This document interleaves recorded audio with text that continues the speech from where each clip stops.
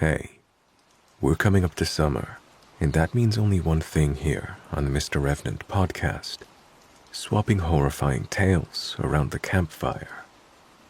I'll be sharing some of the creepiest campfire tales I have ever read, all with visuals made by me in Unreal Engine 5 to add to the immersion. Pull up a seat by the fire, grab the marshmallows, and brace yourselves. We've gone to visit my wife Sarah's family every summer since we got married 4 years ago. They live in a small town way up in the mountains. Her parents own a lot of land, so we would spend our time riding ATVs and hiking trails. A while back, I took a week off of work, and we drove up to spend the time with Sarah's parents and siblings. It was a good time, and the week passed way too quick.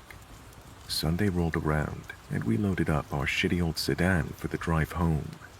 We left her parents' place in the afternoon, and had started winding our way down the mountain towards the highway when Sarah sighed. Great, check it out. She handed me her phone. It showed that the highway was red with traffic for something like 25 miles on the highway. Must have been an accident. I guess we'll be sitting in traffic for a while, Sarah said. I pulled to the side of the road and pulled out my own phone. I saw that there was a long winding road that cut through the mountains for nearly 50 miles, finally rejoining the highway after the traffic ended. I figured that going slow on an old windy road was better than sitting in stop-and-go traffic for 5 hours. Sarah was very against the decision. When I asked her why, she just told me she had a bad feeling about it. Still, somehow I convinced her that we'd be fine. So, instead of turning right and heading down towards the highway, we turned left and headed deeper into the mountains. The road turned to dirt pretty quick. Sarah jumped into the back seat so she could stretch out, and she recorded some of what we saw out the window. I was shocked at how deserted it was. We only passed one house over the entire hour, and not a single car. Sarah recorded some video of the drive. We'd been on the road for a little over an hour when we came around a hill. Up ahead, there was a single crashed car just off the road.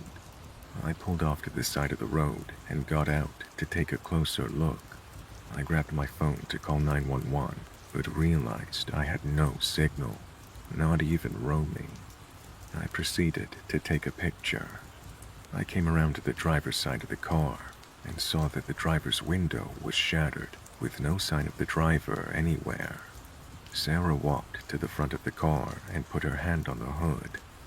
The engine's cold. That means it's been at least a couple hours since the crash, right? Are we the first ones on this road to drive by? She asked. I told her I didn't know, but that it could be with how few people we'd seen. Sarah pointed to the broken glass from the window. It seems like a lot of glass inside the car. If the driver busted it to get out, wouldn't it make sense that it would be out on the ground beside the car? She said. She was right. The inside of the car was littered with safety glass from the window. I looked closer and saw flecks of blood covering some surfaces too. Where is the driver though? I didn't like that. I told Sarah it was time to go and that we'd call somebody once we had cell signal. She agreed, and we hopped back into my car. I turned the key in the ignition and heard the rapid clicking noise that meant my battery was dead. I popped my hood and saw that there was a bunch of corrosion built up on my battery terminal. I swore under my breath. What does that mean? Sarah asked. I told her that it meant that there wasn't a good connection between the battery and the motor, and that the battery was probably dead. We could fix the corrosion, but we'd need a jump to get the car started again. I talked the problem over with Sarah. We were already dozens of miles from her parents' place, and we had no signal. Based on the car wreck, it was likely we wouldn't see any more traffic for hours at best, and days at worst. On top of all that, the sun was starting to get low in the sky. We needed to find someone with jumper cables. remembered that we passed a house a few miles back on the road. I figured it'd be best if Sarah stayed with our car on the side of the road, so I started walking back up the road by myself. It took me a little more than an hour of walking before I saw the house again. The house had a strange architecture, with part of the top floor hanging over the lower floor. I saw there was a small garage in the woods behind the house. I walked up to the door and knocked, calling out as I did. There was no answer. I walked to a window next to the door and looked through. The inside was abandoned, but I saw that there was a message scrawled on the wall. I looked closer and could just barely make out the words. It said, "They can't see you if you don't make noise." I read it over and over. They can't see you if you don't make noise. What did they mean? I checked my phone again, but still had no signal. I yelled out for help, but heard nothing. Judging by the state of the place, I figured it must have been abandoned. On top of everything else, the sky was starting to get dark. I made my way towards the garage behind the house and kicked in a door. The inside was in fairly good condition still. There was an old cabinet against the wall. I opened it up and saw some rusted jumper cables and a flashlight sitting on a shelf. I figured the battery in the crashed car might still have enough charge to jump my car, so I grabbed both of them. At this point, it was completely dark outside. I started walking back toward my car and was happy to see that the flashlight still worked.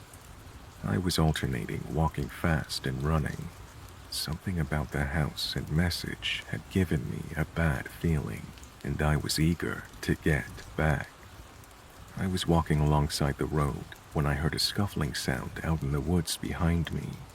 I stopped and looked back for a long moment.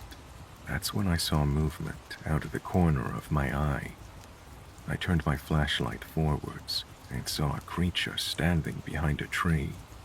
It moved its head in an erratic motion, constantly twitching. It looked like a gigantic spider with a human head. Its eyes reflected the light of my flashlight like headlights. I heard more motion in the woods behind it. I locked my muscles in place. I gripped my phone hard and accidentally pulled the volume button, which I have set to take a picture on my phone's camera. My phone made the clicking camera noise. At that sound, the creature snapped its head in my direction and began moving around the tree. I pulled my arm back and threw my flashlight as hard as I could behind me on the road. The creature looked back behind me and with its spindle legs started walking towards the flashlight. I noted that it moved pretty slow. The moments it took to walk by me were an eternity. When I saw it was a dozen meters away, I started running down the road and did not look back. After an eternity, I reached my car, completely out of breath and full of adrenaline. Sarah opened her door and got out. "Hey, you find any help?" she asked. I yelled for her to stay in the car and ran up to the crashed one. I reached my hand into the broken window and popped its hood, then ran around and pulled its battery out. I attached the cables I brought to both batteries, and Sarah turned over our car's engine. I ripped the cables off of our battery and slammed the hood shut. I then jumped into the driver's seat and sped down the road. Once we made it home, I told Sarah about what happened. She started bawling and told me that she'd heard stories while growing up about the valley that we'd been in, and that it was the reason she was hesitant earlier. She never imagined that there was anything to them. I don't know what to think now.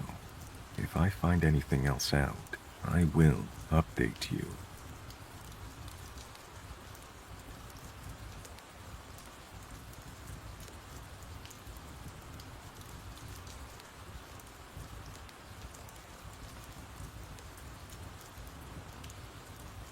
I have always been an avid mountain person. When people say they go to the beach for vacation, I respect it, but I prefer the mountains 100%. Something about these old giants has always fascinated me, as if I just cannot avoid but to be drawn towards them and be in awe when hiking on them. Over my short life, a 21-year-old student, I consider that I've seen a fair amount of mountain ranges in Europe, from the Alps in Switzerland to the Pyrenees in Spain, and from the Italian Dolomites to the Czech Stoloway Mountains. I have always hiked and camped outdoors a lot, with family and friends, but also by myself. Now, I went to the United States for college, and I have always been tempted to do a part of the Appalachian Trail.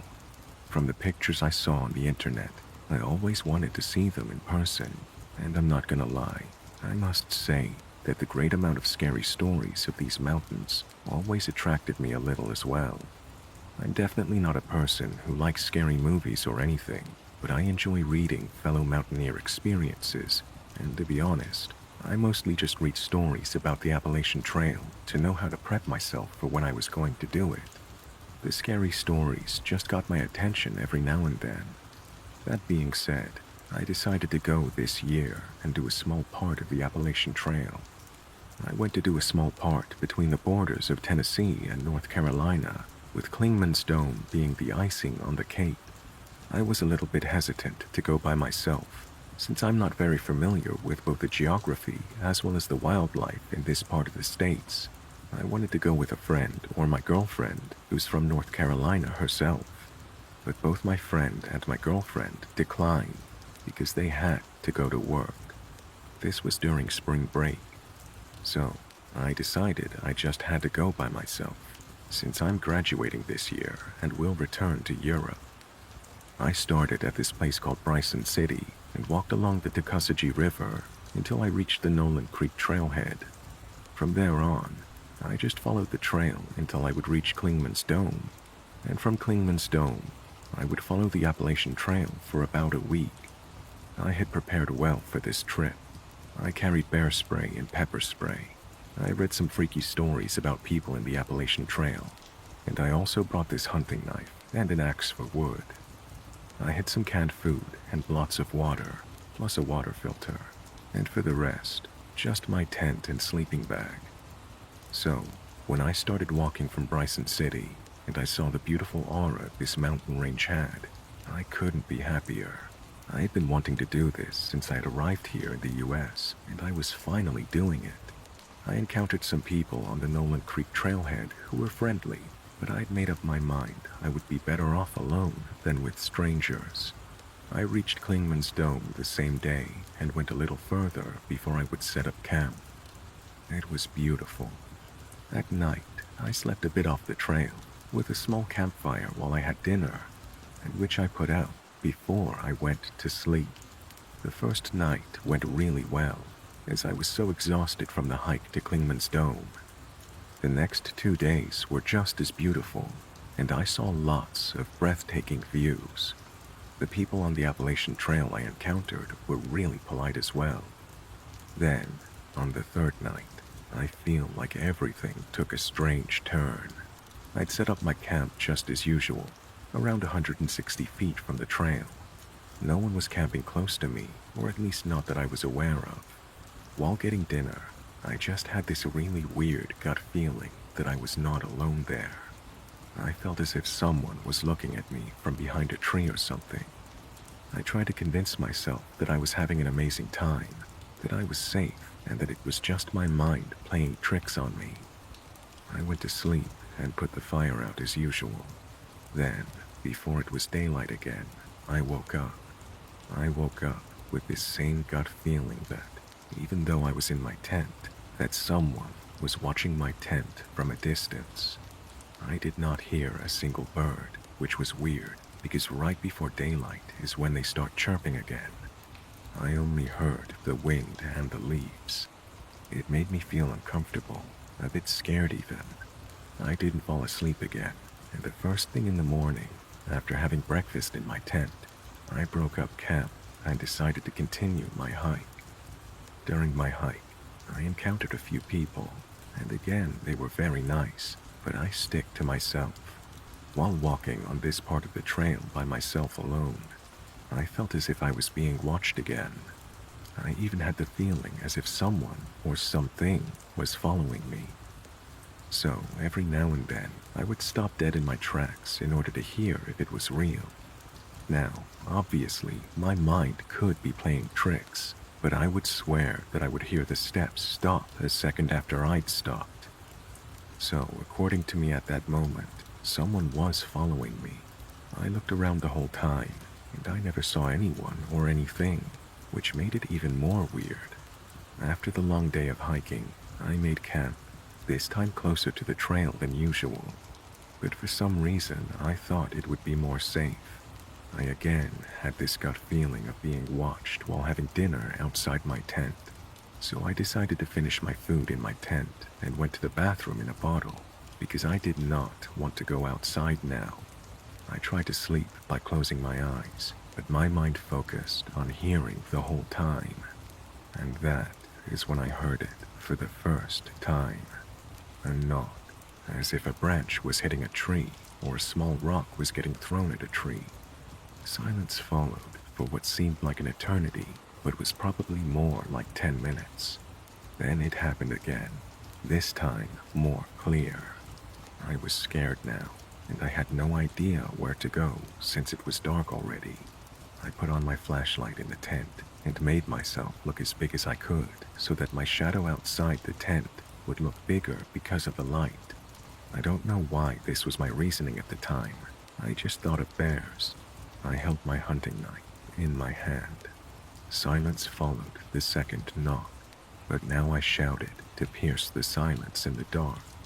First I shouted that whoever was joking around, I was armed, and I was not wanting to be pranked. I thought this would scare them off. It did not. It was almost as if this person found it even more funny knowing I was pissed at them. I heard another knock, and immediately after a knock on what I assumed to be the opposite side of my tent. So now I was guessing it was 2 people instead of 1, and that they liked to pull a prank on an innocent passerby. I tried to stay up as long as I could, but around 4 a.m., my eyes just gave up, and I drifted off. I woke up at around 8 a.m. again, with the light of the sun being my savior. I first tried to hear if whoever was pranking me was still knocking. I didn't hear anything.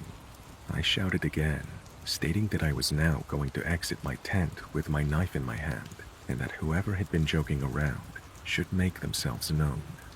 I walked out of my tent, and I didn't see anyone. I looked for tracks around my camp, but I could not immediately make something out of it. I decided to get the hell out of there. The next part of my week basically continued being the same.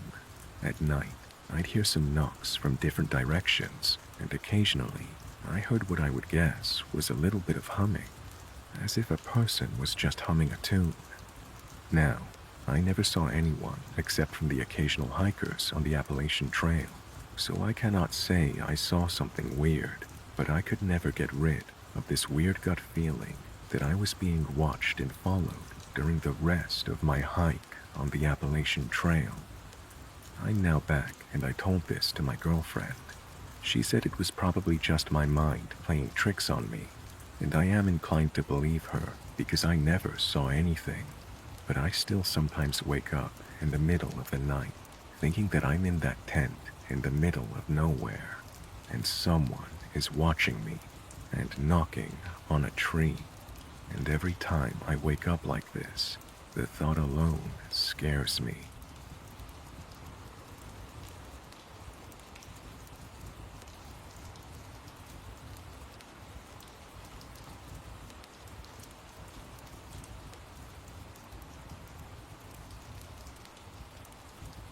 This all went down during the spring break of my junior year of high school.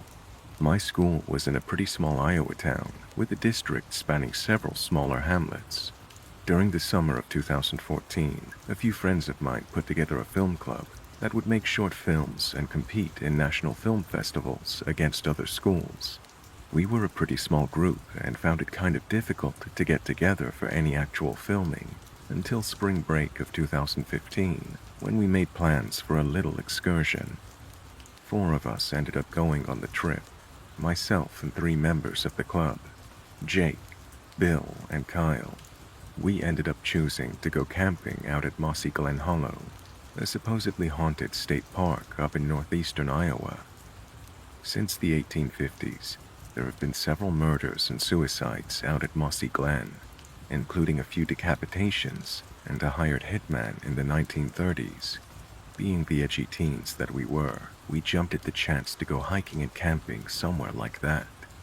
It was within 15 minutes of a small town as well, so stocking up on food wouldn't be that big of an issue either. So, all lights green, we loaded up 2 of our sedans, programmed the GPS, and off we were for a spring break, camping in some haunted woods. After the first hour and a half on the road, a few red flags began to fly. After the last large town before getting way out in the boondocks, my phone's data signal cut out, and the GPS randomly changed directions on us.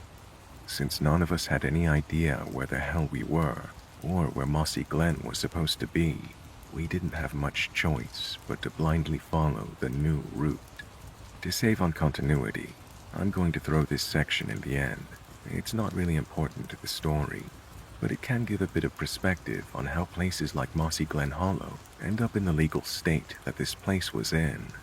Once we were firmly in the middle of nowhere, our GPS took us off the paved highways and onto gravel roads. At this point, you typically would see the usual brown Iowa DNR signs, designating that you were near a state park, but there were none. There weren't even any tree clumps to indicate that you were near some sort of forest. Red flag number 2.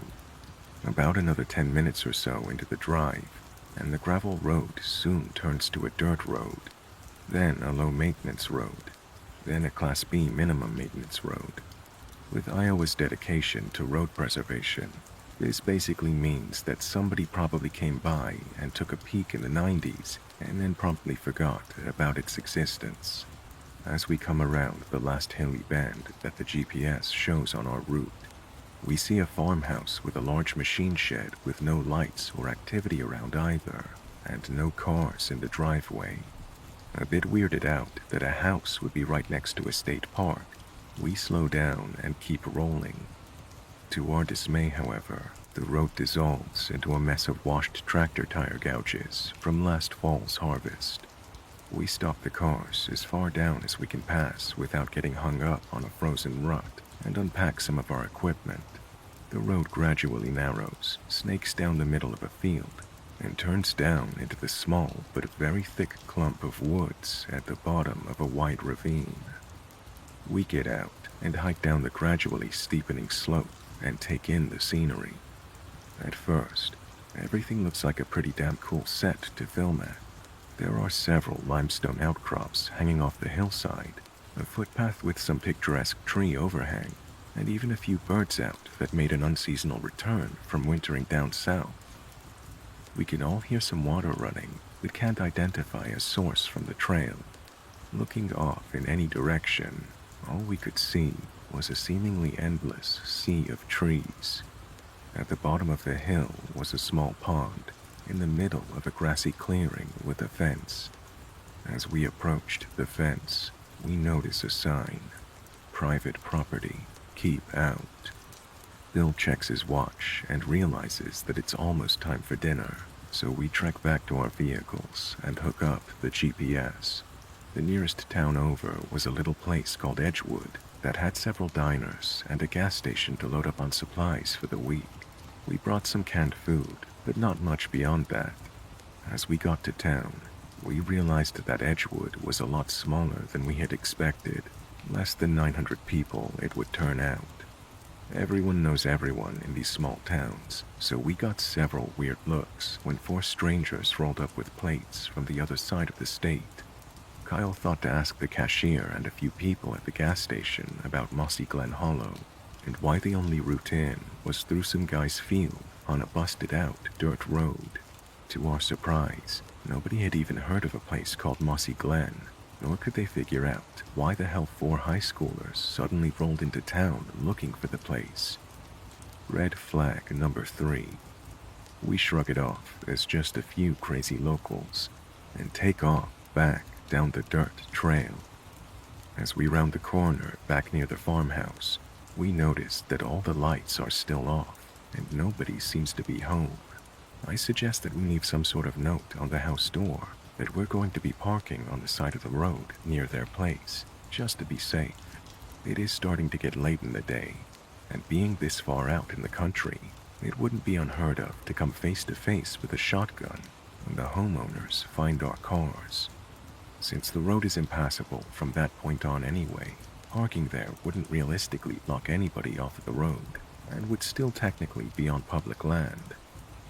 We hike back down the wooded trail and start scouting for a place to set up camp for the night. Making sure to be on the public side of the fence pond area, we discover that the sea of trees that we saw earlier was actually quite a bit thinner when seen from below. In fact, the dirt path led to a decently sized clearing with a creek and small waterfall cutting through the limestone deposits. None of us could believe that we had missed such a thing a few hours earlier. When Bill comes to a realization, he disappears around the corner back into the trees and emerges at the top of the trail a few minutes later. Though we could plainly see him, the trees lined up just right so that he could not see anything beyond the rocks below the path ledge. Continuing further up the creek, we notice there are conveniently placed rocks about the perfect distance apart to step without disturbing the water or surrounding rocks. One could walk almost silently up and down the creek while the sound of the water masked the steps. Not thinking much of it, we take some pictures of the large moss-covered boulders all around and get some pretty nice scenic shots. We find a place to make camp and everything is going great until we approach the waterfall. Just before the waterfall sat a clearing without any large boulders or rocks and an odd arrangement of logs. One sat horizontal, supported at each end by two piles of rocks. In front sat a crude stone circle with a pile of burnt logs inside, a fire pit with a bench. Though a bit surprised at first, we shrug it off as some weekend project that the people of the house put together.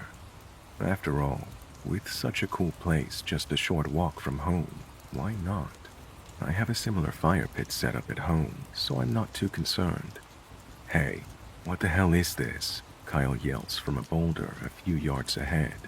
On it sat a blaze orange hoodie, a single gardening glove, an empty can of beer, and a stick of deodorant that had seen some serious wear. Looking closer at the beer can, we realized that it must have been opened fairly recently. Foam is still fresh in the bottom of the can, and it still had a funny smell. Bewildered by what the hell we just found, Jake starts looking around the other side of the boulders upstream of the items. "Holy shit, there's a cave over here," he shouts back to us. Later, he told us that the cave was large enough to comfortably fit a person inside, and that, more disturbingly, he saw some red fabric inside as well. Before he can get a good look around, Kyle calls the three of us back over to him with a sense of urgency. He speaks very quietly to us and indicates that we shouldn't shout back. "Shampoo, fucking shampoo," he whispers, pointing urgently down at his feet. Sure enough, in the mud and leaves, there's a bottle of Suave shampoo right next to the creek. At this point, we're all adequately freaked the fuck out and ready to call our little soiree quits. Bill remains pretty sure that this is just junk left behind by the people up at the house after a weekend of few too many bush lights. But things just didn't add up to me. There's one detail that I've been leaving out up to this point.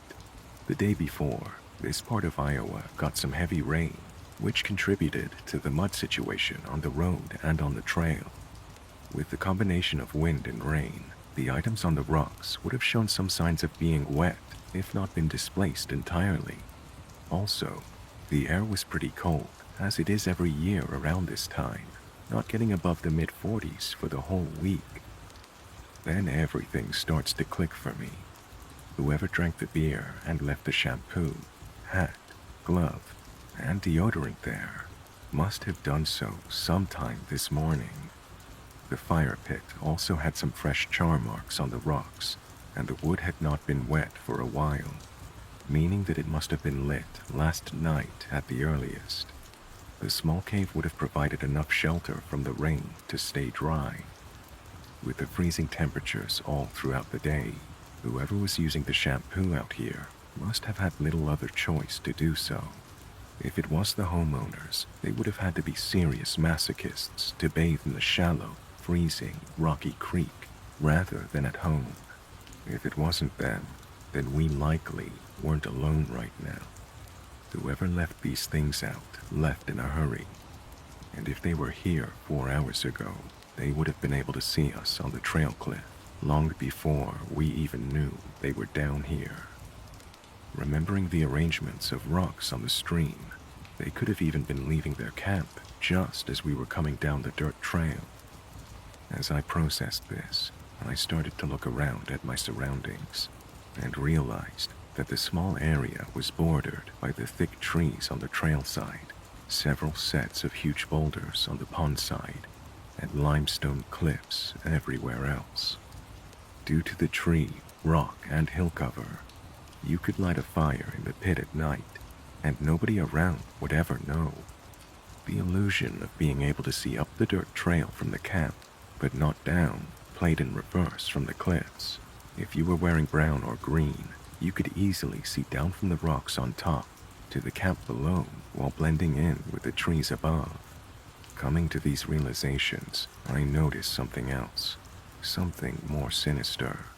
The birds and small animals that we previously heard are now quiet. Aside from the soft babble of the creek, the entire place is completely silent. As I start to explain this to the rest of the group, I see the wheels turning in their heads as well. Jake starts to head back to the small cave when a rustling up on the limestone ridge line catches our attention. Something large was shifting around up there, something that apparently didn't want Jake to see what was in that cave.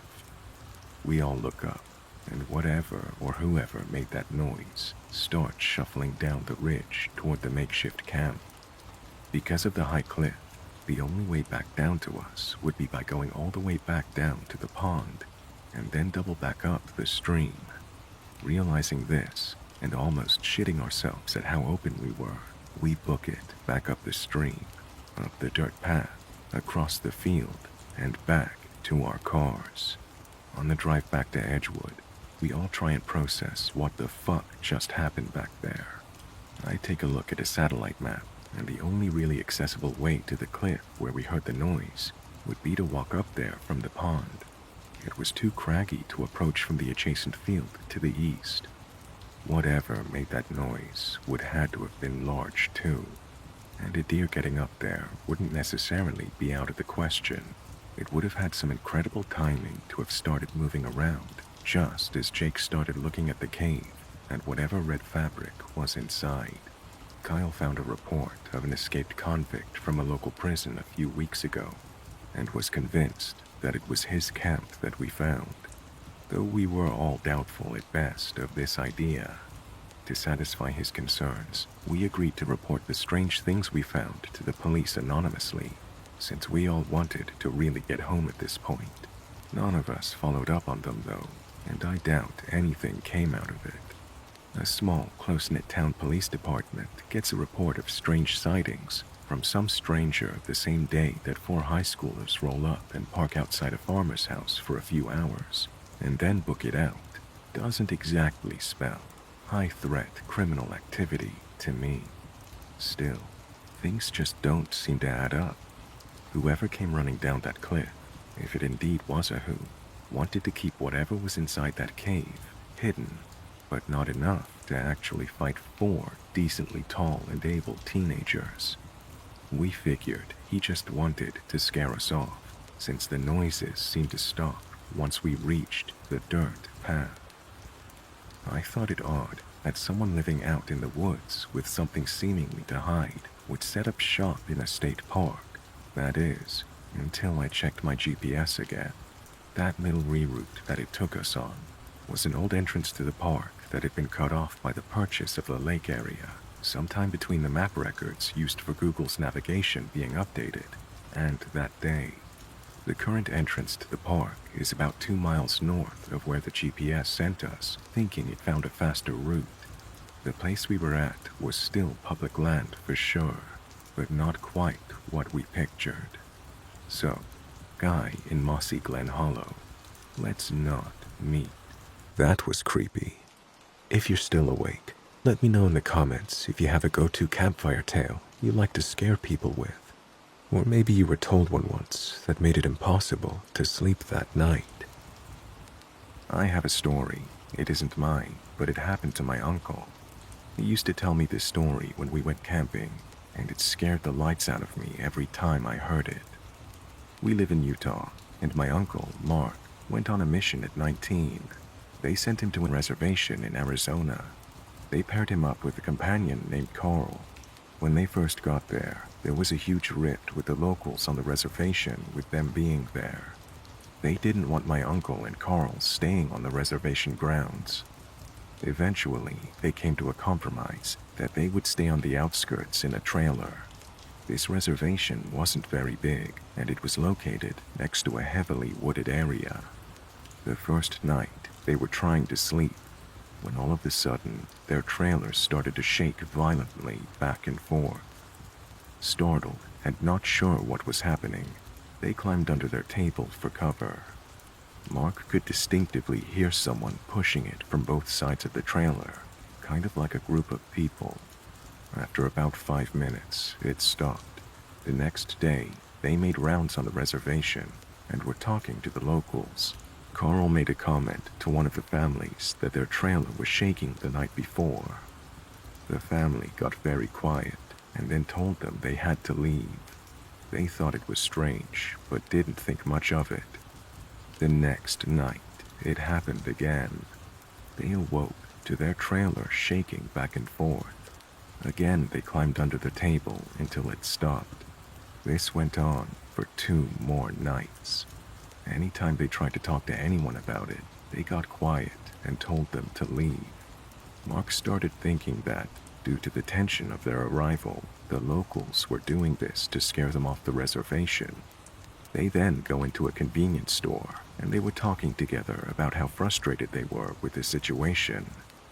The clerk overheard and said, "They can't talk about it. It's forbidden." Confused, they ask him, "Can't talk about what?" The guy continues to tell them about the skinwalkers. He says they are evil demons that were once Native American witches.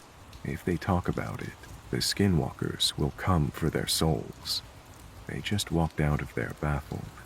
They thought it was another scare tactic. So that night, when the shaking started again, my uncle decided to be brave and confront them. He went to the trailer door, threw it open, and yelled, "Hey!" When he did that, he saw these 3 animals run off. 2 were a wolf and 1 was a bear, but they looked strange, almost with human features. As he watched them run towards the trees, all 3 stood up on 2 legs and walked slowly towards the trees, making a human cackling laugh. It scared him so bad that they called their mission president the next morning, and they asked to be moved. They were relocated that day. For a year, nothing happened.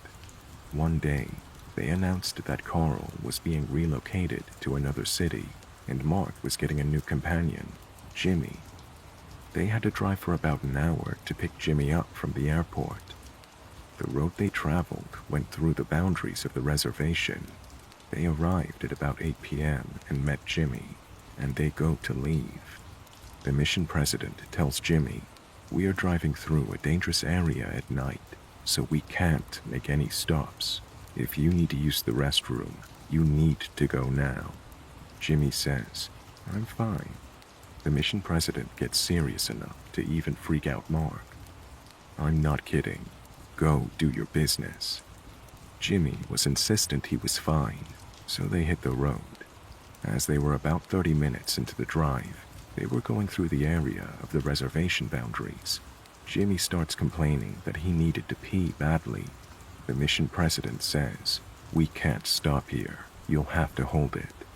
Jimmy keeps going on. "I really can't hold it." So the mission president stops the car and says, "Okay, but you will do your business next to the door. And if I say get into the car, you better get into the car fast." With a look of confusion, Jimmy says, "All right." He opens the door and starts to do his business. About 5 seconds later, the mission president says nothing and just yanks Jimmy into the car and floors it. Jimmy and Mark start freaking out. What's going on? The mission president says nothing and just increases his speed. All of a sudden, Mark sees something next to the car on his right. The giant wolf-looking man was running on 2 feet next to the car. Mark looked at the speedometer. They were going over 60 miles an hour and still increasing. The wolf creature kept right next to the car for 10 minutes until it finally took off into the trees. Shaking, Jimmy gets out of the car when they arrive. There was not a word spoken through the whole ordeal. And Jimmy says, "What did I just see?" The mission president says, "Next time I tell you to take care of your business, you take care of your business."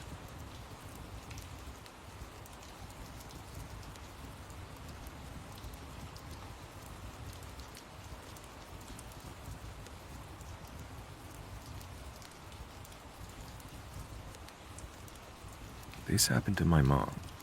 A few months ago in rural Montana, my mom took her dog outside to potty in the middle of the night. She has a big yard, and her dog would go out off leash. While she waited for her dog, my mom said that she heard a strange whistling.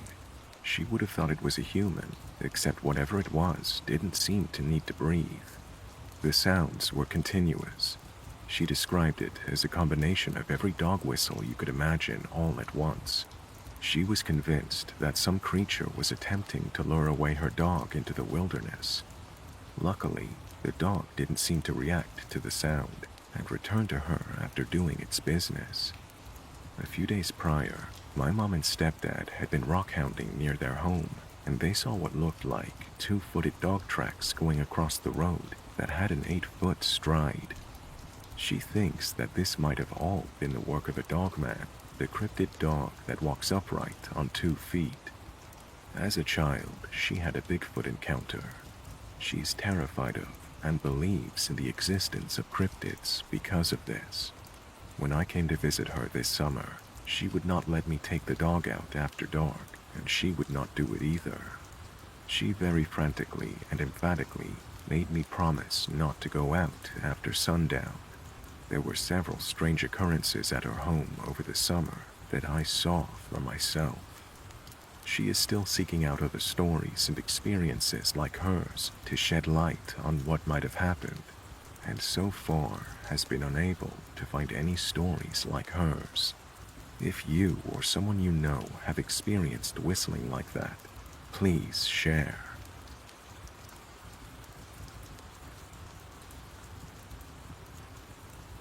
This happened in 2017, but I still think about it way too often.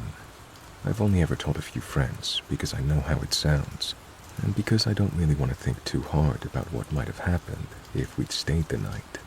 For context, I used to be a pretty avid backpacker. I've done a lot of trails in the western US, but this story takes place during a trip to the Olympic National Park in Washington.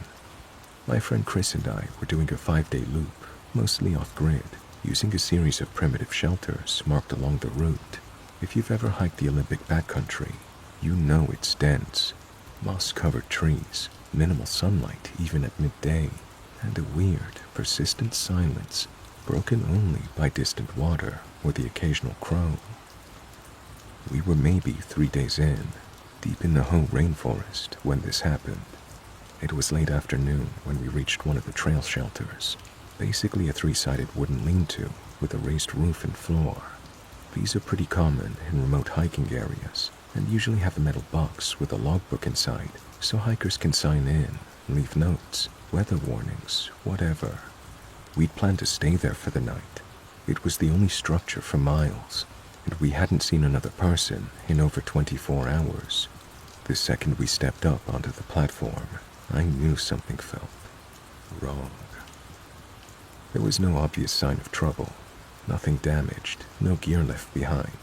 But the moment I ducked inside, I felt it in my chest, that low buzz of unease that you can't quite name. Chris felt it too. He stopped halfway through unpacking and said, "You getting a weird vibe, or is it just me?" Definitely not just him. Still, we chalked it up to fatigue, or maybe just the heavy atmosphere of the place. The shelter faced a small clearing with a fire ring and a log bench, and behind it, the forest just swallowed everything. Thick green walls of moss and trees, no real visibility past 15 or 20 feet. I went to check the logbook. Standard spiral-bound journal in a rusted ammo box. I opened it, expecting entries about trail conditions or someone's dumb doodles. Most of the entries were normal. 9/12. Rainy, trail muddy, heading south. No bear sightings. 9/10. Stayed here with the dog. Quiet night. Firewood low. 9/8. Storm came in fast. Shelter held up fine. But the last one, dated the day before, was different. Scrawled hastily in heavy pencil across a single line, it said, "He followed me here." That's it. No date, no name, no follow-up, no next entry. I stared at it for a long moment, trying to make sense of what I was seeing. I even flipped a few pages forward to make sure I hadn't missed a second part. Nothing. Chris saw my face and asked, "What's it say?" I handed it over. He read it, closed the book, and very calmly said, "We're not sleeping here." Now, we're not the paranoid type. We've camped in places with bear tracks, heard wolves howling nearby, even had a guy try to rob us once near Flagstaff. But this was different. This wasn't fear of wildlife or some tangible threat. This was the feeling of being watched, and we couldn't shake it. We decided to push on, even though the sun was starting to dip. According to the map, there was a riverside clearing about 1.5 miles ahead. No shelter, but enough space to pitch our tent. We packed fast and left the logbook exactly where we found it. As we walked, the forest got darker in a way that it does when everything's soaking up the light. We kept hearing soft cracks behind us, twigs snapping, branches shifting. Every time we stopped to listen, it stopped too. Eventually, Chris muttered, "I don't think we're alone." I didn't say anything, because I agreed. We made it to the clearing just as the sky started turning dark blue. We didn't cook dinner, didn't start a fire, just set up the tent in silence, both of us facing the tree line, listening. Nothing came out of the woods, but that didn't mean nothing was in them. I barely slept. Every rustle, every breeze through the trees sounded like footsteps. I kept thinking about the way that sentence was written, hurried, sharp. He followed me here. Not a bear, not someone following me, just he. Like the writer assumed the reader would know. Who was he? And did he leave? The next morning, we packed up at dawn and booked it down the trail. No breakfast, no coffee. We passed two hikers going the other way around at 11 a.m. And I almost said something about the shelter, but I didn't want to sound insane. What was I going to tell them? Watch out for some guy in the woods who maybe followed someone a day before us. Instead, we warned them that the shelter felt off and that there were better camping spots ahead. They nodded and kept walking. I still wonder about them sometimes, if they made it out okay, if they stayed the night and saw or heard anything, if they added to the logbook. When we got back to the trailhead 2 days later, I stopped in at the ranger station to file a wildlife report, standard procedure. Before leaving, I asked casually if anyone had mentioned anything strange near the Hoh backcountry shelter. The ranger looked up and raised an eyebrow. Like what? I just shrugged. Odd noises, weird vibe, that kind of thing. She hesitated, then said, "You're not the first to ask." She wouldn't say more than that. For months after we got home, I kept checking backpacking forums to see if anyone had mentioned that shelter or the logbook. Nothing. And then, maybe 6 months later, I saw a thread buried in a forum for Pacific Northwest hikers where someone talked about finding a damaged logbook in a trail shelter near the Olympic coast. The entries had been torn out, but the last visible one said, "He's still out there." That was it. I didn't reply, didn't bookmark it. I wish I had. But I saw it, and it matched the handwriting in my memory. I haven't been back to that park since. I still hike, still camp, but I vet every shelter now. I carry a Garmin. I trust my gut, and I always read the logbooks. Every single page.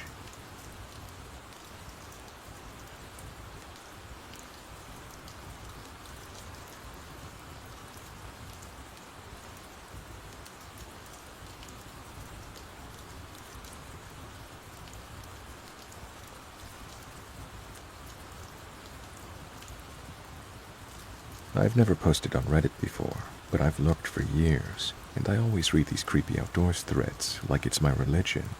This happened in 2021. I haven't told many people, mostly because saying it out loud somehow makes it feel less real, but it's stuck with me ever since. This isn't a ghost story, nothing supernatural, no Bigfoot, no skinwalkers, but I still get goosebumps when I think about it, because he was real. I saw him, heard him speak, and I have no idea what the hell he was doing out there. For some background, I live in the UK now, but I grew up in Oregon.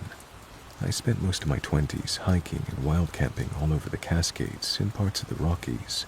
Solo trips were my thing, not because I'm some kind of woodsman badass, but because I like the solitude. I do 3 to 5 day backpacking loops, nothing too extreme, usually sticking to marked but remote trails. This happened on a trip in the Wallowa Mountains, eastern Oregon. If you know them, you know it's a stunning area. Alpine lakes, high passes, wide open meadows, and very, very quiet. Even in peak season, some trails see almost no traffic. I planned a 4-day loop hitting several lakes, Aneroid Lake, Jewett, and a few smaller ones deeper in. I started midweek to avoid weekend traffic. On day 3, I'd camped at a spot near an unnamed alpine tarn about 9 miles from the trailhead. I hadn't seen a soul since day 1. It was late morning, sun was high, sky clear, but still cool in the shade of the forest. I just packed up and was descending a switchback trail that led through thick pine before opening up into a wider ridge with panoramic views. A quiet morning, no wind or noise at all. I rounded a bend and saw a man coming toward me, maybe 100 feet ahead. Right away, I noticed something was off. He wasn't carrying anything. No pack, no water bottle, not even a day bag. He was barefoot, in the Wallowas, on granite and dirt and shale. Just shorts and a thin, sweat-darkened t-shirt. I immediately stopped. When you're deep in the backcountry and you see another person, it's usually a relief. A nod, a good morning, sometimes even a brief chatter about trail conditions. But this guy? Something in me braced. I wasn't even scared yet, just alert. He kept walking toward me like nothing was unusual. We passed each other in one of the narrower parts of the trail. As he got close, I opened my mouth to ask, "Are you all right?" But he spoke first. He looked at me right in the eyes and said, "I'm almost done." That's it. No expression, no pause, just that. Then he walked past me and kept going. His feet were filthy, cracked and bleeding at the heels, toenails broken. There were scratches on his shins, like he'd been running through undergrowth.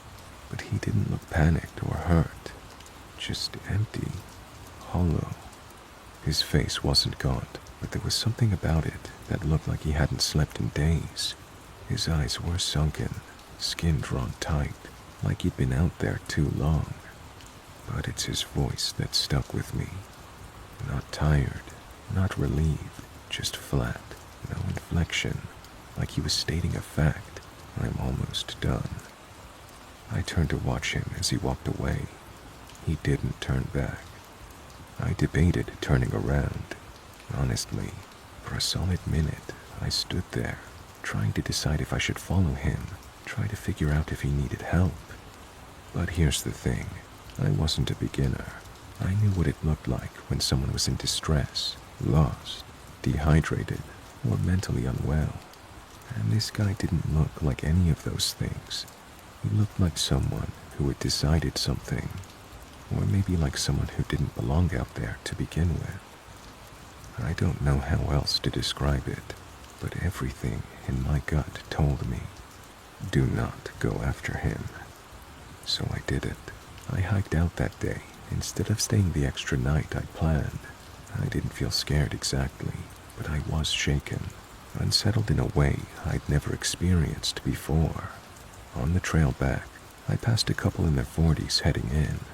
I told them they might see another hiker coming out, described him briefly, barefoot, no pack. They just frowned. You sure he wasn't with someone? The woman asked. I shook my head. Definitely alone.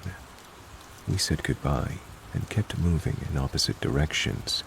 I never found out if they saw him. When I got back to my car, I drove straight to the nearby ranger station.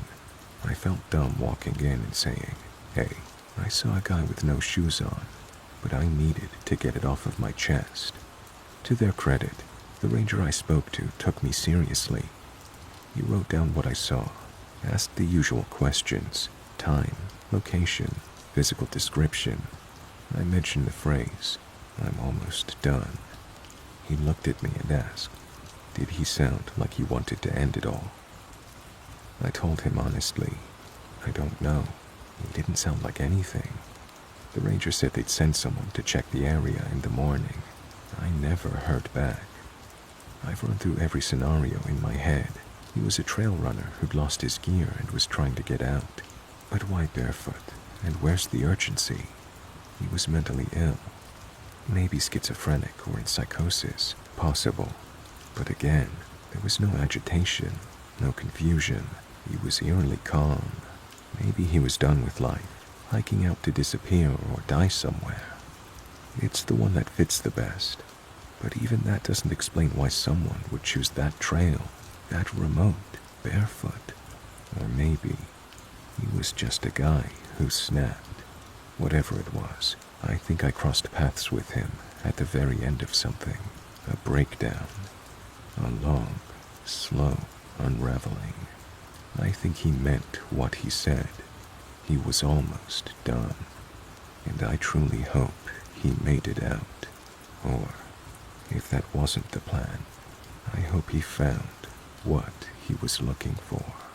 But the weirdest part, you'd think the creepiest thing was seeing him, or the blood on his feet, or the dead look in his eyes.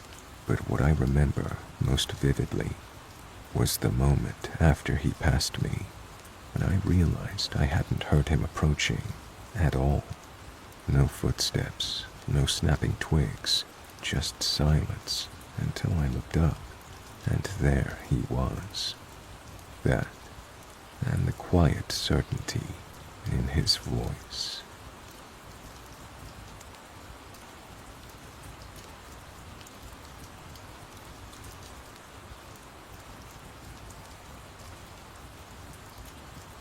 This happened back in 2018, but it still feels like it just happened yesterday.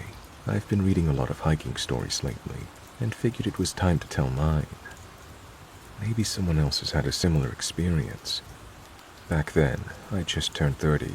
I was single, in decent shape, and had gotten into solo hiking as a way to clear my head. Nothing too extreme, just long day hikes, usually in the Lake District.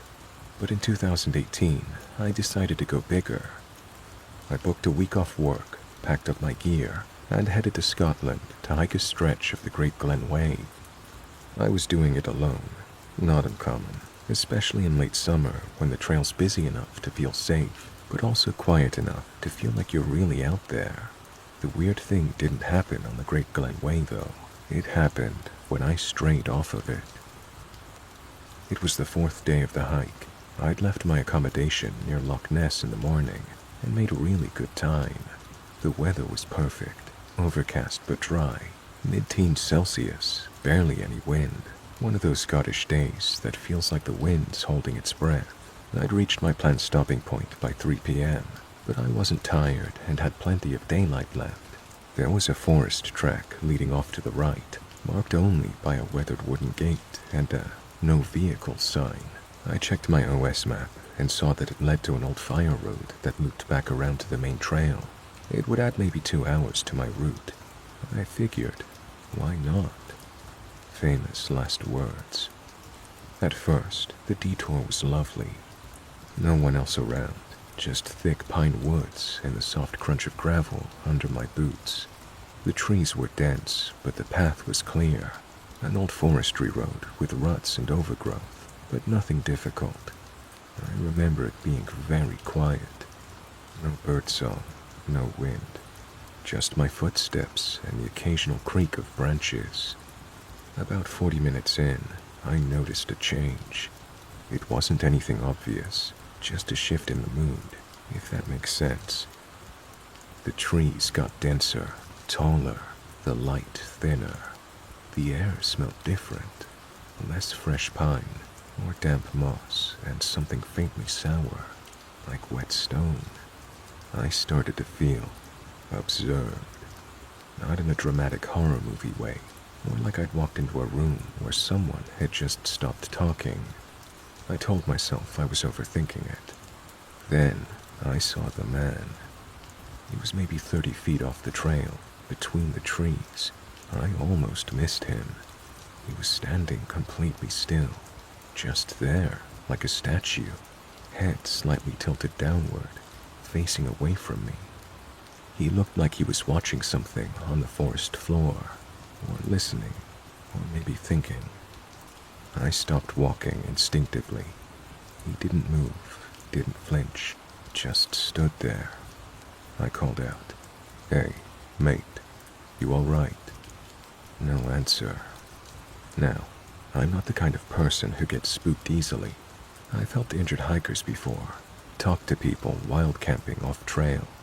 There are all sorts of reasons someone might be in the woods, but there was something about the way this guy was standing that immediately put me on edge. He wasn't leaning or crouched. He was perfectly upright, arms at his sides, feet together, like he'd been planted there. His clothes were plain, a dark green jacket, brown trousers, nothing flashy, no gear, no bag, no visible reason to be that far out in the trees. He didn't acknowledge me at all. I took a step closer and repeated louder, "You okay, man?" Nothing, not even a flicker. He didn't turn, didn't nod, didn't even shift his weight. And that's when I felt it, that gut-deep animal sense that something was wrong. You know how your brain starts to explain things, even when your instincts are screaming? Mine was doing that in overdrive. Maybe he was hard of hearing, maybe he was drunk, maybe he was, I don't know, meditating. It all felt ridiculous, even as I thought it. I stopped moving, backed up a step, and that's when he tilted his head, just a little, just enough to let me know he'd heard me. He still didn't turn around, but that was enough. I backed away slowly, then turned and walked. Not fast. I didn't want to spook him, but steady, focused. Phone in hand, no signal of course, eyes on the trail, ears turned for any sound behind me. I never heard footsteps. I didn't stop until I hit a fork in the track and got back to a more open, visible stretch of trail. I didn't see him again. Never heard anything behind me. I rejoined the Great Glen Way about an hour later, rattled but trying to act normal. I told myself he was just a weird hiker, or someone dealing with mental health issues, or maybe just messing with me. But even as I thought that, I knew better. That wasn't just someone being weird. That was someone standing still for far too long in a place that made no sense, completely unresponsive, until I was about to leave, and then showing me just enough that he knew I was there. Like it was a performance, or a warning. I spent that night at a bothy, where I met a friendly older walker from Edinburgh who knew the trails better than me. I ended up telling him about the strange encounter. He asked where it happened. I showed him on the map. He made a face, and then he said, I've heard things about that area. Forestry land, old hunting estate. They say there's stuff buried out there. World War II training grounds, old bunkers, things they never cleared. Places not on the official maps. I laughed it off, but he didn't. He just said, some folks say there are corners of these woods where people disappear. Not all at once. Just stop being seen.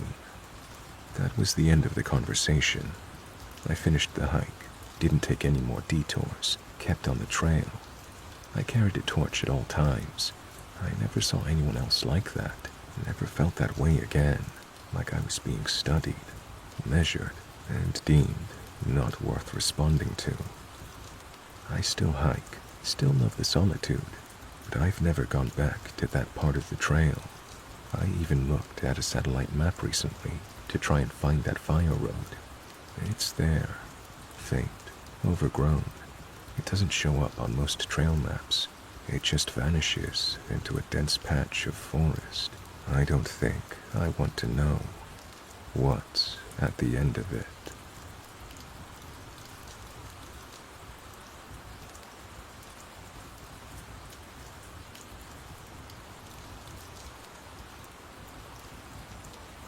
This happened a couple of summers ago, while I was solo hiking in Sweden. Just minding my own business, trying to unplug from city life and clear my head. Sweden has these awesome little three-sided wooden shelters scattered along hiking trails, and they're free to use, really chill. Anyway, I'd been walking all day, my legs were toast, and I came across one of these shelters near a lake deep in the forest. Perfect spot. It was quiet, beautiful. The whole area smelled like pine and moss. I set up my sleeping bag inside, threw my backpack under my head, and just listened to the trees creaking and the birds doing their thing. It was getting late, like around 11 p.m. Still kind of light out because Swedish summers are weird like that. Long-ass twilight. I was drifting off when I heard footsteps come down the trail. Not animals, people. 3 of them showed up. 2 men and a woman. Middle-aged, looked like serious hikers or locals, all wearing those bright neon safety vests like they were on some kind of mission. One of the guys comes up to the shelter with a flashlight and just kinda stares at me. Hey, what are you doing here? I sat up, trying not to look like a deer caught in headlights. Camping. Just hiking through. He nodded slowly, still kind of eyeing me like I was doing something shady. And the woman spoke up. There have been some strange people around here. We're part of a neighborhood watch, just making sure everyone's safe. Strange people. Yeah, cool, thanks. Definitely what I wanted to hear right before sleeping alone in the woods. She explained that someone had gone missing a couple of weeks earlier. A guy who was camping not far from here. They found his tent and stuff, but no trace of him. He was just gone. Apparently some locals had also reported seeing a weird man hanging around the lake. Not a hiker, not a local, just some creepy lurker guy. They didn't stay long. Gave me that. You do you, but we warned you, look. And headed off down the trail with their flashlights bouncing. So now I'm lying there, wide awake, staring into the trees like they're gonna sprout arms and grab me. I tried to chill, told myself it was probably just locals being extra cautious. I mean, I've done solo hikes before. People get weird about it. Eventually, I dozed off. And then, at around 1 or 2 a.m., dead in the middle of the night, I woke up again. No sound woke me up. It was more like this sudden feeling that something was off. You know when your brain starts pinging danger, but you can't figure out why. I kept still and listened. Footsteps, soft, slow ones, coming from the direction of the lake.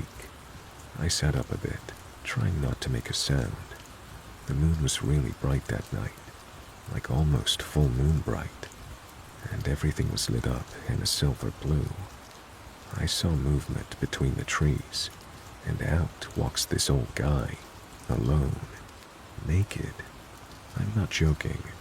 No shirt, no pants, not even socks. Just full grandpa mode, letting it all hang out. Pale skin glowing in the moonlight. I swear it looked like something out of a dream, or a really specific nightmare. He wasn't drunk or stumbling. He just walked with this weird, loose-limbed shuffle, like he didn't quite know how to move his body. His head was tilted slightly, and he was muttering something under his breath. I couldn't make out the words. At first, I thought he hadn't seen me, but then he turned, and we locked eyes. I cannot stress enough how uncomfortable that moment was. I was halfway out of my sleeping bag, frozen in place. The guy just stared at me, totally unfazed that he was buck naked in the middle of the woods. And the way he looked at me, it wasn't angry, it wasn't scared, it was disappointed, like I'd crashed his party or broken some unspoken forest rule. We stared at each other for what felt like a full minute. Then, without a word, he turned around and slowly walked back into the woods, his saggy ass disappearing into the trees. I didn't sleep the rest of the night. I just sat there in my sleeping bag with my camping knife clutched in my hand, like it was going to do anything. At first light, I was out. I packed up in like 3 minutes. I didn't even stop to make coffee. I practically ran back to the nearest village. I told a ranger about it later that day. I figured he'd laugh at me or tell me I was overreacting. Instead, he just nodded and said, "Yeah, people have seen him before." Sorry, what? He said there have been a bunch of reports over the years. Strange men, naked or half-naked, seen wandering the woods at night near the lake, sometimes staring, sometimes talking to themselves. One hiker claimed the guy tried to lead him somewhere. Another one said he disappeared into the lake without leaving a ripple. I asked if they ever found the missing camper. The ranger shook his head. I haven't been back to that part of Sweden since. I still love hiking, but I've become a lot more picky about where I sleep. No more 3-sided shelters. I want 4 walls, man. Doors, locks.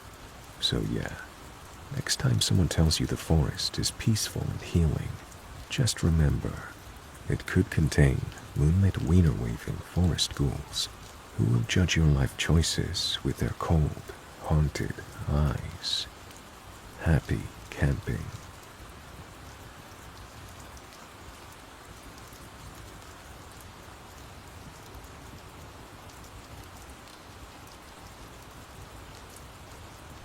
This happened a couple of years ago, in the summer of 2021. For context, I live in Salt Lake City and spend a lot of time outdoors. Day hikes, backpacking, winter camping, you name it. I've been in some strange situations before, but nothing like this. This one stuck with me in a way I still don't totally understand. It was a weekend trip in late July. My friend Wes and I had planned a 2-night backpacking loop in the Uintas, starting from the Crystal Lake trailhead, heading up to Long Lake, and then following a less traveled loop past West Lake and down through some smaller ponds. Not totally off-grid, but far enough to avoid crowds. We both had plenty of backcountry experience. I was 31 at the time. Wes was 29. We had bear spray, a Garmin in reach, topo maps, and decent weather. Blue skies, mid-70s during the day, and maybe low 40s at night. Pretty much perfect. We set off Saturday morning, hiked in about 6 miles, and set up camp near a small, unnamed lake that didn't show up on most trail apps, but was clearly visible on USGS maps. No other tents in sight, which is rare out there, even in the less popular areas. Honestly, we were stoked about that. We ate dinner, freeze-dried chili and instant mashed potatoes. We watched the sky go orange and purple, and turned in at around 10:30. I remember how clear the stars were that night. It was dead quiet. No wind, just stillness in the air. That changed at around 3 a.m. I woke up suddenly, like my body knew something was wrong before my brain caught up. At first, I thought I'd heard a coyote or maybe a fox, but it didn't sound right. It wasn't the short yip or bark I was used to hearing from coyotes. This was a scream, and it sounded human. I sat up in my tent and listened. About 30 seconds later, I heard it again. Loud, sharp, definitely female sounding, but weirdly strained, like someone trying to scream through a sore throat. It echoed off the trees and across the lake. Wes unzipped his tent and whispered, "Dude, are you hearing this?" "Yeah," I said. "You think it's an animal?" We listened. Exactly 30 seconds later, another scream. Same sound, same intensity. No movement, no variation. It wasn't getting closer or further away. It wasn't circling. It wasn't natural. Wes said, "That's not an animal. No way." And I agreed. We got out of our tents, but kept our headlamps off. The moon was bright enough that we could see the tree line. The sound was coming from the other side of the lake, but the trees made it impossible to see anything. We stood there in the dark, barely breathing, as the scream came again, sharp and blood-curdling, exactly 30 seconds later. It was like a broken record, playing over and over, every 30 seconds on the dot. We tried calling out, "Hello, is someone okay?" But no response. Just the scream again, louder and more desperate this time. We stayed frozen for what felt like forever, maybe 45 minutes, until the screaming suddenly stopped. Complete silence. Neither of us slept again. We packed up as quickly as we could before dawn, eating cold jerky and granola bars. By first light, we were hiking back out, still shaken and glancing over our shoulders the entire way. We told the ranger at the trailhead what happened. He didn't look surprised. He said, "You're not the first to report that. People hear the scream every year or so, usually around the same time. Late summer, early morning. No one ever finds the source. We checked the area multiple times, but it's like it disappears." He shrugged and added, "Sounds like someone trying to imitate a person." We left it at that. To this day, I've tried to come up with a rational explanation. Was it an animal? Maybe. Mountain lions, bobcats, or foxes can make some weird sounds, but the timing and pitch were just wrong. Was it a prank? No one was out there but us, and we heard it from different spots around camp. Was it someone hurt? We never found footprints or signs of a person. I've never been so unnerved in the wilderness. If you've heard something like this in the Uintas or anywhere else, please share. I want to know that I'm not crazy. What's the scariest thing out there in the woods? Let me know in the comments. This happened a few years ago, and I still don't know how I didn't get mauled. I was camping in Great Smoky Mountains National Park with my partner Jess. And even though we both grew up in pretty cookie-cutter suburban neighborhoods, we figured we were totally capable of handling a backcountry trip. Spoiler, we were not. Or rather, I was not. It was early fall, that sweet spot where the leaves are starting to change, but it's not freezing yet. And we'd been hiking around the park for a couple of days. Nothing extreme. Some easy trails, car camping, eating terrible trail mix, and occasionally arguing over the map. Neither of us had much real wildlife experience besides yelling at possums or doing the awkward, oh shit, walk around a goose blocking a sidewalk. We'd watched a couple of bear safety videos, had a can of bear spray neither of us had ever actually used, and for the most part, we kept food stored properly. Mostly. We were definitely not seasoned campers, but we were enthusiastic amateurs. The most dangerous part of the trip so far had been Jess almost face-planting into a stream trying to take a selfie. So, on our third night, we roll into this cozy, really quiet campsite tucked away a bit from the road. Not a soul around, just woods, misty hills and that, well, we really could die out here and no one would know kind of solitude. We set up the tent, stack firewood, and I'm in full dopamine mode because we'd saved some steaks for that night. Our little backwoods gourmet moment. We made one fatal mistake. We left the cooler next to the picnic table. We should have thrown it in the car or bear box, no question, but we were tired, hungry, and just wanted to walk down to the scenic little stream for golden hour photos. I figured we'd only be gone for 20 minutes.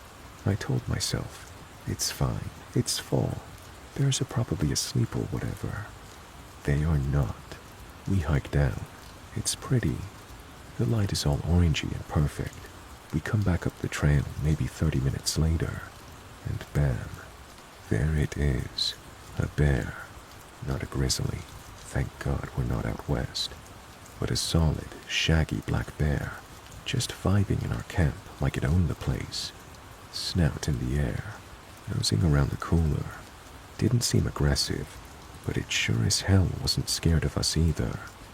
It was just chilling, checking out the menu. My brain basically crashed. Error 404, bear response not found. Jess freezes. I freeze. I've got this tiny camp axe in my hand. I've been using it to split some damp wood before we left. And that's literally it. No spray, no noise. Just me, Jess, and one bear. And instead of remembering any of the actual bear safety advice like stay calm or back away slowly, my brain decides to focus on one thing, not the stakes. So, like a certified idiot, I step forward and yell, "Hey, hey, get out of here." The bear doesn't care. It's still sniffing around the cooler, probably amused. I take 2 more steps. Jess is now whisper screaming behind me. "What are you doing?" I raise the axe like I'm about to make the dumbest decision of my life. And I do. I walk up and bonk the bear on the nose with the flat side of the hatchet. Not a swing. Not an attack. Just a very dumb, very firm tap. Like I was trying to reboot the bear with a software update. The bear jumps back maybe 3 feet. We lock eyes. For a second, I swear we both had the same thought. What the actual hell just happened? Then it huffs. That weird, snorty exhale that sounds half annoyed, half threatening. It turns around and ambles off into the trees like I just ruined its evening plans. No charge, no noise, just vibes disrupted. I stand there in stunned silence, axe still in hand, heart trying to beat its way out of my ribs. Jess looks at me like I've just proposed robbing a bank. What the actual fuck is wrong with you? Fair question, very fair. We didn't see that bear again. I assume it told its friends about the weird hairless raccoon that smacked it in the face and decided not to come back. We cleaned the cooler. Just a few muddy paw prints. Thankfully nothing inside torn up. And yes, we cooked the steaks. I won't lie, every bit tasted like guilt and adrenaline. Later that evening, we found a ranger station down the road and reported the bear. I left out the "I tapped it with an axe" part because, I like not being banned from federal land. The ranger didn't look surprised. "Yeah," he said, "they've been active lately. You're lucky it wasn't feeling bold. They usually don't want trouble." Which, thanks for the reminder, man. Jess didn't let me live it down for the rest of the trip. Anytime I even look at the axe, she says, "You gonna pick a fight, Bear Slayer?" And you rustle in the woods, she'll say, "You better go apologize to his cousin." She drew a dumb little cartoon of a bear with a band-aid on its nose in the corner of our map and labeled it "Wounded Pride Estimated Location." I earned it. A few weeks later, I told the story to some friends expecting full judgment, and got it, but they also lost it laughing. Now it's one of those stories people make me retell at parties, and honestly, I still think about that exact moment all the time. Me, holding that dumb axe like it meant something, stepping up to a 200-pound-plus bear, and just giving it a polite little "no thanks" tap on the nose. The sheer luck of it, like I was one bad mood away from getting swatted across the forest floor. If that bear had skipped breakfast or been nursing a grudge, I wouldn't be typing this. I'd be a cautionary sign nailed to a tree. What kills me is how calm the bear was about the whole thing. I didn't scare it. I just confused it, like I'd messed up some invisible rules of the forest. This hairless bipedal creature, really, with a glorified butter knife. And then it just decided not to press charges, I guess, probably out of pity. And yeah, it lives rent-free in my head, not because I think I'm brave, far from it, but because it was the dumbest possible survival move that somehow, miraculously, didn't get me turned into forest fertilizer. So yeah, if you're ever camping in the Smokies, or honestly, anywhere with bears, do not do what I did.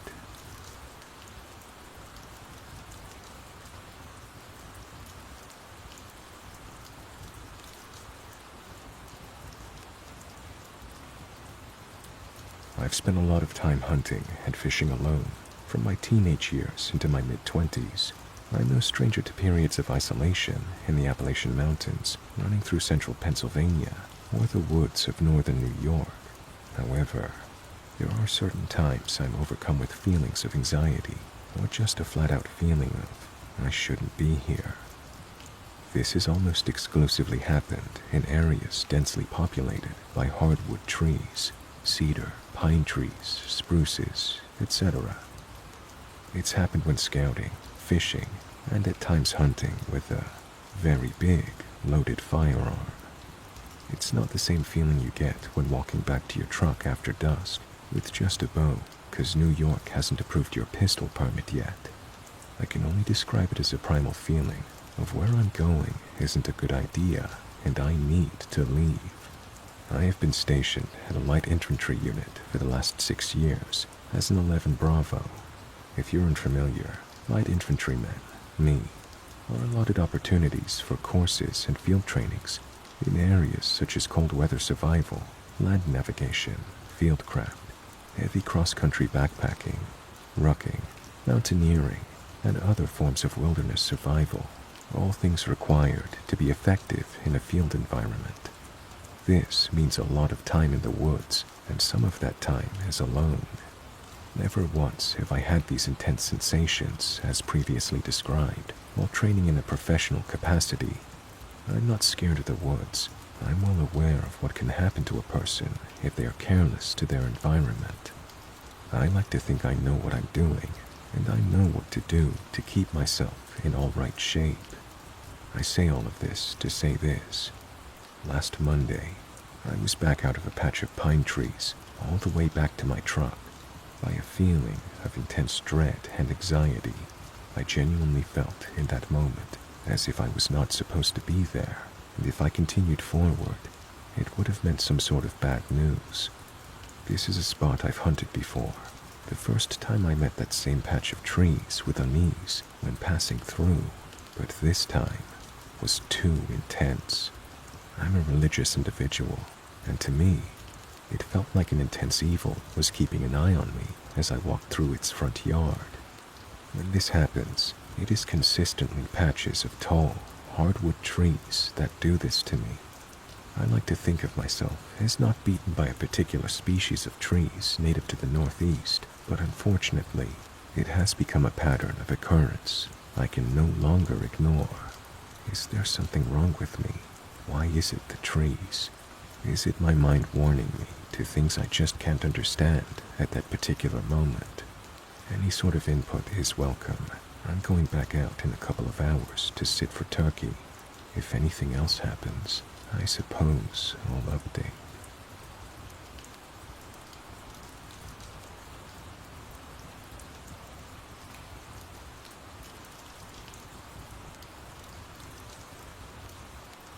A few years ago, I was hiking the southern portion of the Pacific Crest Trail in Washington State, USA.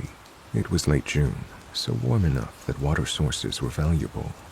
I made camp toward the end of the day in a mildly used site. It was a few feet off the trail, but not deep into the woods. The babbling brook was about 50 feet away. As I was heating water on my tiny stove for dinner, an older, about 60-ish man walked down the trail. He saw me and hollered to ask if I had any water. I noticed that he was wearing regular clothes. Jeans, sneakers, and a casual white button-down shirt. No pack. All odd. I was far enough down the trail, maybe 10 miles from any road, that a day hiker would have been extremely rare at that point. I welcomed him into my camp and gave him water from a jug. He drank it, thanked me, then walked on. I thought it was odd, and it stuck in my mind. The following week, I came off the trail to a nearby town and learned of a massive manhunt for a guy in his 60s, wearing jeans, sneakers, and a casual white button-down shirt.